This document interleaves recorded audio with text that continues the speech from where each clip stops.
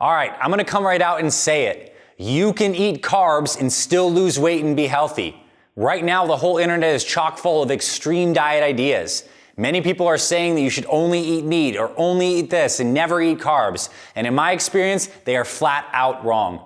Over the past 10 years of running the Fit Father Project and Fit Mother Project, I've helped over 60,000 men and women in their 40s, 50s, 60s, and 70s lose weight and actually sustain it over the long haul. And all these people you see right here, they are eating carbs on a daily basis. In fact, many of these people are eating bread on a daily basis.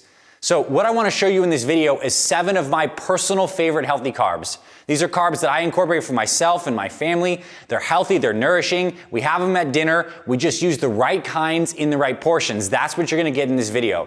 And I hope ultimately that this video is a little freeing for you, that you can realize that you can eat healthy food, you can eat lower carbs, but have the right amount that gives you a balanced, sustainable nutrition plan that you actually enjoy sticking to, that gives you health and energy. So let's get into today's video. We'll cover those 7 healthy carbs. And if you want an exact program to follow, the nutrition plan, the exercise, how to incorporate fasting, the right supplements, then scroll below into the description, the pinned comments. We have amazing programs for dads and moms over the age of 40. You can check those out. Let's get into the carbs in today's video. I want to say a couple things before we get into this video. Number 1, it's very important that you pick the right kinds of carbs in your diet. Right now we see a trend where there's a lot of people moving to low carb diets, whether it's a pure ketogenic diet or just cutting out the carbs, and I believe that's a very good thing. Because if we look at the kind of foods that are causing disease and illness in today's culture, it is sugar, it is processed refined grains, lots of white stuff, a lot of inflammatory foods, and we want to move away from those, and we want to get to a more natural, less processed diet, and oftentimes it means we're lowering our carb intake. But I think there's also a point here to say is a lot of people have almost villainized carbohydrates as this like a bad thing, that you don't want carbs. And I personally don't believe that's true. I believe that carbohydrates, the specific right kinds of foods, can actually enhance your health tremendously. And I think I'm going to prove that to you from some of the research. And I also incorporate these 7 foods into my diet to increase my energy and my performance. And I also eat a lower carbohydrate diet, but it certainly does contain carbohydrates, just the right kinds at the right times. We're going to get into that in today's video. Now, these 7 foods I'm about to share with you are not like the only 7 healthy carbohydrates. They're just my personal preference. So there may be a food that doesn't make this list that I made that might be incredibly healthy and a carbohydrate containing food. So just know that. If you have questions, you want to talk about some more of this stuff, you can also go in the comments, drop a comment for me and my team, we'll get back to you. So let's get into this list of my favorite carbohydrate containing foods. First on this list are some good organic berries. Now, most people know that berries are very healthy for you, and they're absolutely phenomenal for so many reasons.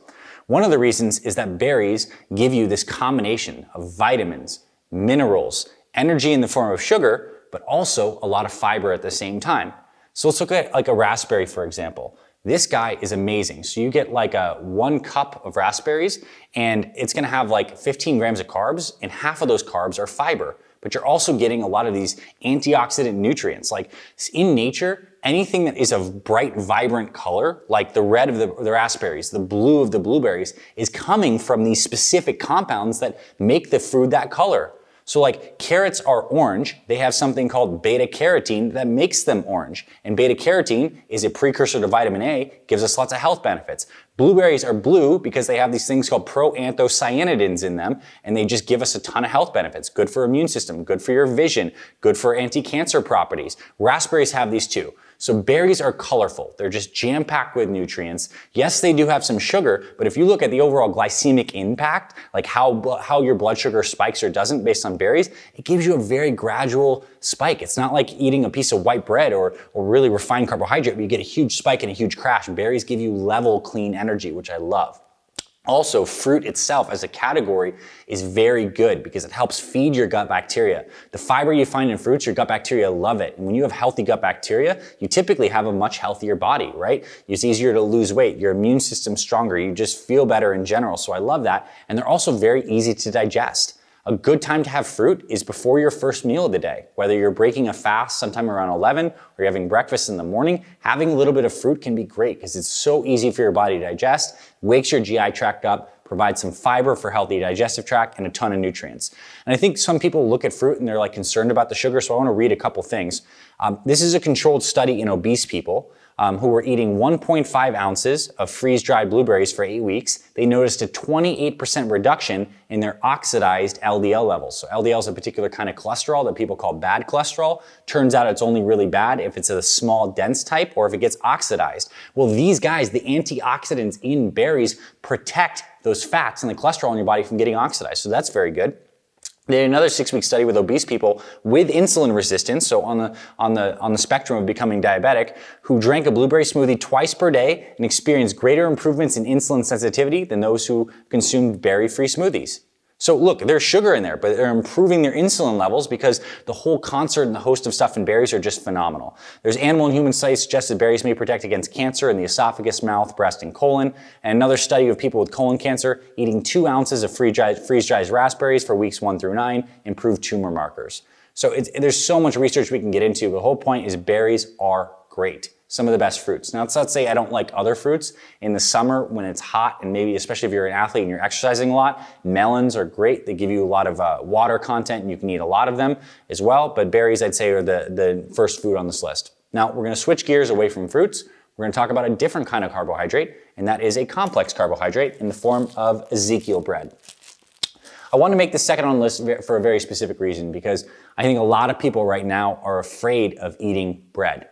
And that's because we've heard so much about the problems with, one, gluten might be inflammatory for everyone in the GI tract, right? We also know that the kind of wheat that we have today has been hybridized, genetically modified, and sprayed with all sorts of pesticides like Roundup and crap like that makes the wheat very toxic. And we also know that the way we're actually producing these grains and processing them is different than how our ancient ancestors did.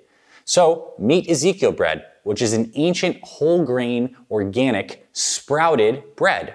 So the process of actually what they've done is in Ezekiel bread, they gathered wheat, barley, lentils, soybean, spelt, like a multi-whole grains.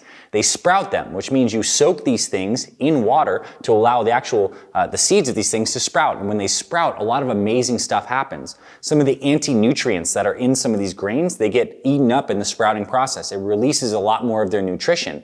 And Ezekiel bread is great because if you're someone out there who just loves the convenience of having a sandwich for lunch, this is something we recommend inside our Fit Father and Fit Mother program. It's not to say you have to have Ezekiel bread, and if bread doesn't make you feel good, don't have it, but you can. The low glycemic impact of this Ezekiel bread is amazing. It hardly spikes your blood sugar at all. I think the glycemic index of Ezekiel bread is 36. It's up to a scale of 100 is white bread. 36, like that might be lower than a lot of the foods on this list. It's not gonna spike your blood sugar, gives you a good source of fiber. There's tons of B vitamins in there, and it's just overall awesome. And in fact, the sprouting aspect of this is what I think makes it special. So whether you have access to Ezekiel bread or another kind of sprouted organic bread, this can be something you have in your diet. And the last thing I'll say about bread, though, in particular, is it's a very individual thing. There are certain people who can tolerate wheat and feel fine. Try the Ezekiel bread, see if that works for you. If you can't tolerate wheat, if it makes you feel bloated, if it messes up your poops, if you just feel worse after having it, then maybe your body's not good to have the wheat. But for those that can tolerate it, Ezekiel bread's the kicker. And it's very good to have because, again, you can make Ezekiel bread sandwiches, can be health promoting, simple, convenient, that's great. Third on this list are sweet potatoes or yams or pretty much any other kind of tuber. So tubers are these root vegetables. We've been figuring these out for thousands and thousands of years, where humans have been digging up these roots and we've been cooking them, and it turns out they have a lot of great health benefits. So sweet potatoes, the bag of these guys right here, these little sweet potatoes, are orange. What do you think makes them orange? Well, it's the beta carotene. It's the vitamin A that makes them orange.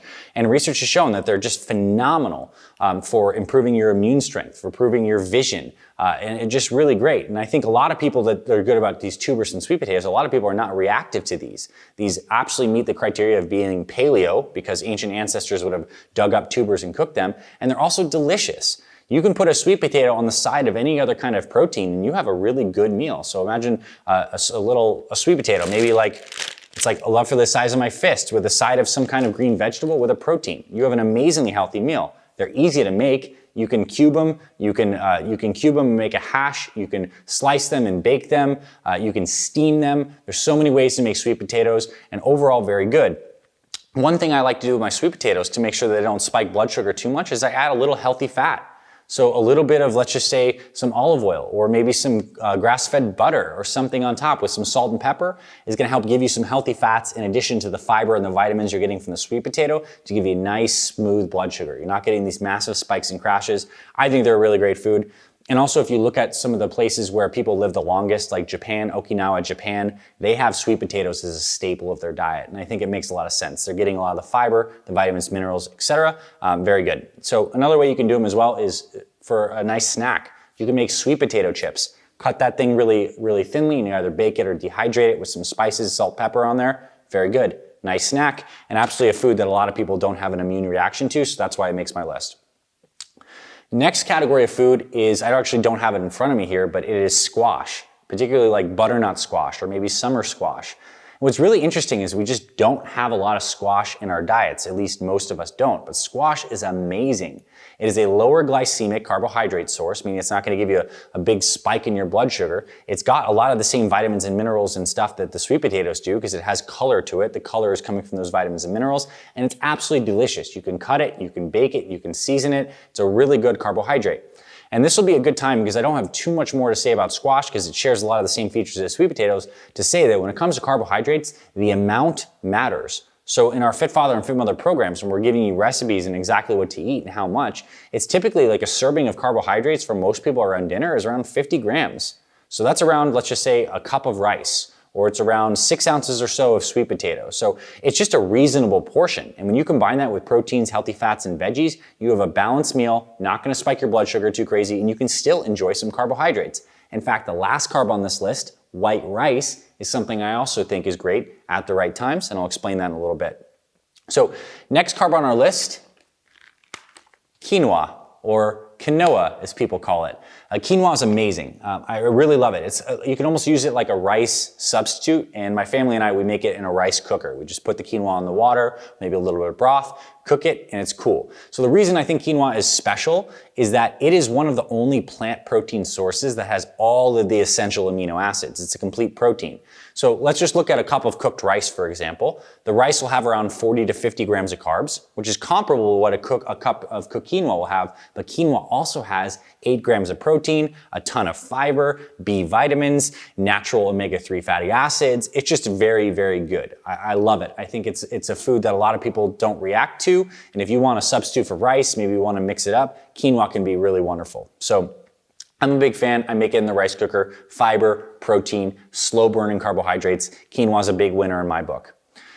The next on our list of my healthy carbohydrates that I absolutely love are pressure cooked beans or lentils. So it's pretty clear from the research that legumes, beans, lentils, they have fiber, they have protein, they have iron, they have a ton of vitamins and minerals, and they're good for our health. Yet, in recent, I'd say in the last 5-10 years in the nutrition landscape, more and more people are talking about anti-nutrients, lectins, and some things that naturally occur in these foods that can make us sick and not make us feel good. And certain beans and lentils and legumes have lectins in them. So imagine this, like we like to think of things all the time when it comes to nutrition as like, how does it serve us? But the beans and legumes, they're their own organism and they create certain kinds of compounds like phytic acid, for example, to help basically protect themselves. And these anti-nutrients can really mess with our gut. That's why a lot of people who consume beans, the mix of the fiber and some of the anti-nutrients can really mess with your digestive system. And there's certain people who go as far to say is if you're consuming lectins from these foods, they're actually just totally damaging your GI tract and they're not good. Well, it turns out if you pressure cook beans, it basically eliminates the lectins.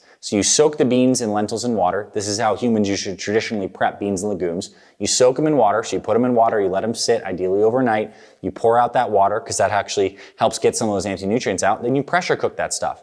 My wife makes an amazing, high-protein vegetarian chili that has all different sorts of beans, that has some tomatoes. Occasionally we have it on the side of the quinoa. And it's a really good way to have a plant-based meal that's just packed with protein and vitamins. I absolutely love it.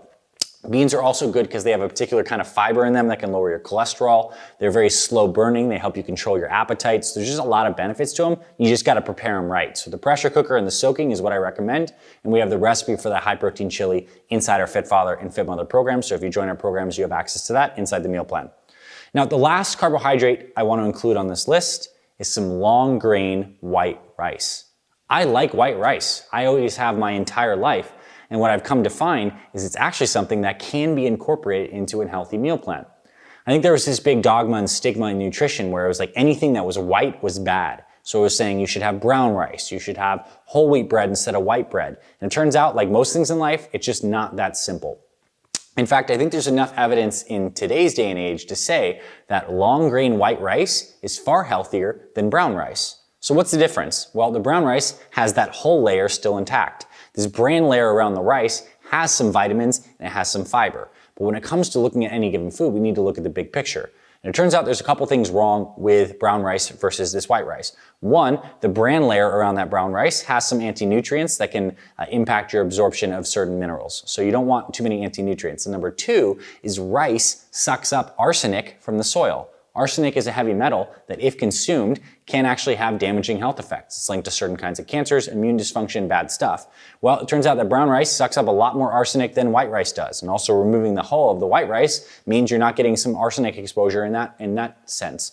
Also, the length of the grain of the rice matters too. Short grain rice has a different carbohydrate composition that spikes your blood sugar a lot more than a long grain white rice. In fact, a long grain white rice has a 56 glycemic index. So 100 is like white bread. 56 is considered low glycemic index. So imagine if you did have a little bit of rice on the side of a salmon with some grilled asparagus. This could be like a balanced plate of food, if you will. The healthy fats and the protein from the salmon paired with the proper serving of white rice, maybe around a cup with the fiber of the asparagus, is going to be a whole, complete, delicious meal that's not going to spike your blood sugar. So the type of rice matters. I make it in a rice cooker. I have it on occasion. Good times to have the rice would be maybe for dinner after exercise, if you want to load up on that. And if you have young kids who need a lot of calories, they're growing, they're active, they're playing sports, white rice can be a good fuel source, right? You're giving them some carbohydrates. Carbohydrates can be used for energy. It's like our main pathways use carbohydrates. So you can get this in the right amounts at the right times. As you get older, just make rice something that you have on occasion and make sure you get the long grain white rice. I think that's very, very effective and helpful. And you can also, it's really convenient. When you know rice is a good carb, you can maybe go to some kind of quick meal at a place like Chipotle and you can get some kind of rice or salad bowl with some protein, with some lettuce and guacamole, and you have a delicious, healthy meal. So rice can be in there as well. So these are my top 7 favorite healthy carbs, things I have on a regular basis. And to wrap and tie this up, I'll tell you about what my daily routine might often look like. I will get up and I will rehydrate. I will go outside and I'll walk my body. I'll get sun on my skin, a little sun on my eyes for circadian rhythm, and I'll start breathing through my nose to get my system activated. Before I have my first meal of the day, I'll have a single serving or a serving of some kind of fruit. So it might be berries, might be that day. It might be some kind of core fruit. Maybe it's apples or pears. It might be melon that day, but I pick a fruit. And berries are probably my number one because of all the health benefits. And then I go throughout my day. I might have a breakfast that has some eggs, or maybe it's a protein shake or something with some healthy fats in there. For lunch, I'll have some greens with healthy fats on top of there. So like avocado, extra virgin olive oil, a protein on top of that. It's a really good thing. And for dinner, I'll make what we like to call perfect plates, which is half of the plate is filled with some kind of veggie I love. Our family does a lot of baked asparagus is something. We steam broccoli are common things we have. A quarter of the plate is some kind of protein I love. Could be wild salmon, could be turkey, could be chicken, could be tofu or tempeh if it's a plant-based meal. And then a quarter of that plate is going to be some kind of healthy carbohydrates. So you might find a yam on my plate. You might find some white rice. It might be some quinoa. I mix it up, but I'm rotating these kinds of things in there. And of course, for lunches, occasionally Ezekiel Bread sandwich is one of the quickest, easiest ways you can do to get good nutrition in. And it's also delicious to have a sandwich once in a while. So I'm a big believer of balancing both the science and the practicality, because I think when you marry those two things together, you have a routine that's actually sustainable. And what's sustainable is what you can stick to, and what you can stick to is what's going to give you results on an ongoing basis. So throw out these super radical, super restrictive, works only in the short-term plans, and start thinking from sustainability and also clean, non-processed foods, and you can enjoy your carbohydrates in the right portions at the right times, so they can promote your health. So thank you, my friend. I hope you enjoyed this video. We have another video on my top 10 favorite healthy fats. So if you're interested in learning more about that, you can check out our channel. Hit subscribe as well, because you get access to our entire video library, over 500 videos at this point. Plus you get notified if you check the little notification bell when we publish new videos, so you'll get notified on your phone, on your computer, and that's super cool because we upload at least a couple videos per week, a mix of these kinds of educational content videos, but also podcasts where we're interviewing our members, pulling out some of the stories of the art of transforming your health and gaining muscle and losing weight in your 40s, 50s, and 60s. I hope you really love that. So hit the subscribe button, give us a thumbs up if you found this valuable. If you have questions, you have comments, something you want to interject in this conversation, drop a comment below. My team and I would love to hear from you. Continue this conversation. Thank you very much, my friend. Hit the like button, subscribe. I'll see you around our channels, and I'll talk to you very soon.